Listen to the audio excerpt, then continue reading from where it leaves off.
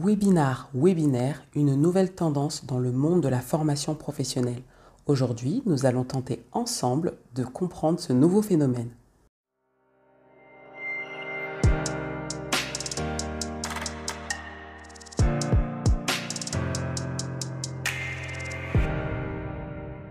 Bonjour à tous, aujourd'hui je suis ravie de vous retrouver sur ma chaîne. Je suis Alexandra Simon et pour ceux qui ne me connaissent pas, j'accompagne les formateurs et les organismes de formation à développer leur activité pédagogique. Dernièrement, un formateur qui a récemment lancé son activité m'a dit avec enthousiasme qu'il voulait absolument faire un webinaire pour présenter son offre de formation.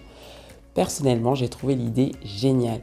J'ai aussi compris qu'il n'avait pas d'idée sur le contenu et la structure de ce webinaire. D'où cette vidéo qui va, je l'espère, apporter aux formateurs et aux petits OF des éléments de réponse.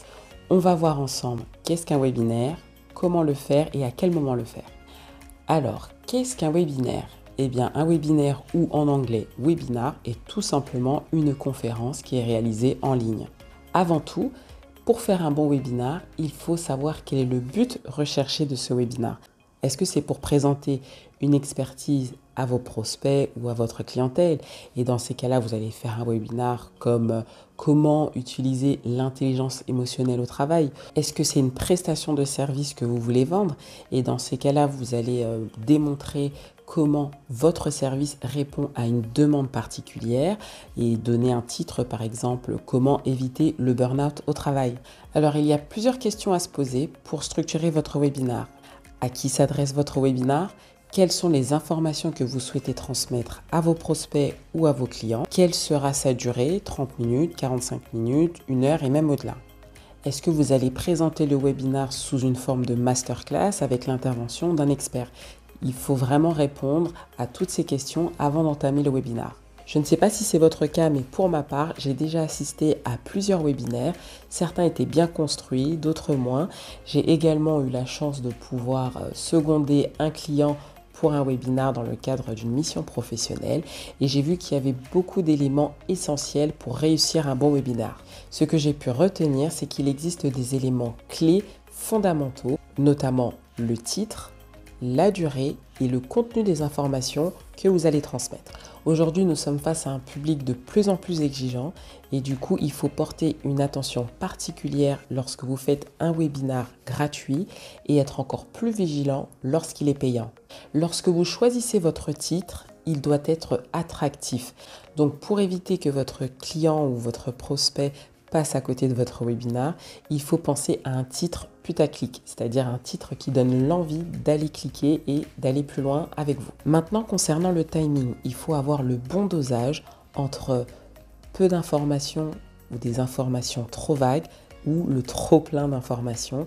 Et dans ces cas-là, vous risquez de perdre des participants en cours de route. Et bien sûr, c'est pas ce que l'on souhaite. Donc du coup, l'idée, c'est vraiment d'amener vos participants à aller jusqu'au bout du visionnage.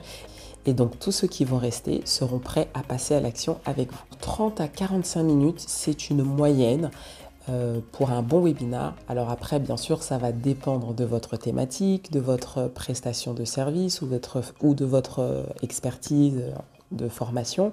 Mais disons que si vous avez la capacité de créer du contenu de qualité et de pouvoir en parler 45 minutes au moins, eh bien ça montre que vous connaissez bien votre domaine. Petit conseil, alors il est préférable d'annoncer tout de suite à votre public que vous allez passer 30-45 minutes ensemble. Du coup, l'audience comme ça saura d'entrée de jeu à quoi s'attendre. Il faut aussi penser à l'heure de votre webinaire.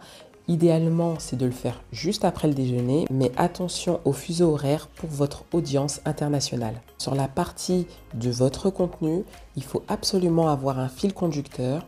Dans une première partie, vous allez vous présenter votre expertise, ensuite présenter la problématique de votre public, enchaîner sur la présentation et puis surtout, très important, finir par un temps d'échange. Ce temps d'échange, il va être déterminant pour votre audience de savoir s'ils veulent poursuivre avec vous ou pas. N'hésitez pas à utiliser des graphiques, de l'infographie, tous ces éléments visuels vont être importants pour captiver votre audience. Petit conseil, je vais vous présenter une stratégie qui est rapide et simple à mettre en place. Premièrement, vous allez identifier votre public, quels sont ses problèmes, ses besoins, etc. Deuxièmement, vous allez faire votre promotion sur les réseaux sociaux. Ensuite, vous allez faire un rappel par mail 24 à 48 heures avant votre webinar et 2 heures avant l'heure du webinar. Le jour J, laissez l'interaction avec votre audience. Prenez le temps de répondre à toutes ces questions. N'hésitez pas à relancer votre audience après le webinar. Pensez également à faire une offre spéciale comme un e-book lié à votre thématique ou encore une réduction tarifaire sur votre prestation ou une évaluation gratuite. Concernant les logiciels, il en existe beaucoup déjà sur le marché.